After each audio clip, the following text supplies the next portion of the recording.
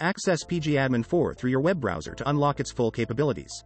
In this video, we'll walk you through the steps to easily use PgAdmin4 in your web browser, making database management easier than ever before.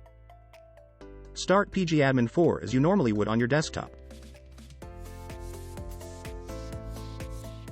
It may take some time to load PgAdmin desktop. Next, open the File menu and select Runtime. Then select View Log. Scroll down to the bottom of the log window. You should see a line containing the application server URL. This URL typically follows the following format. Copy the entire application server URL you found in the log and paste it into a new web browser tab.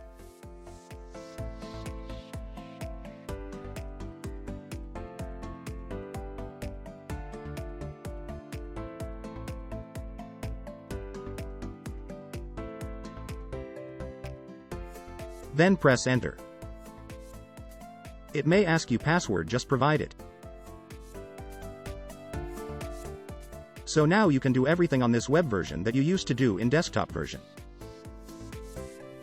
In this way we have successfully accessed PgAdmin4 on web if you already have PgAdmin4 desktop version. This much for today. If you like this video, please like, share and subscribe to the channel. Also click on bell icon to never miss any update. Thank you.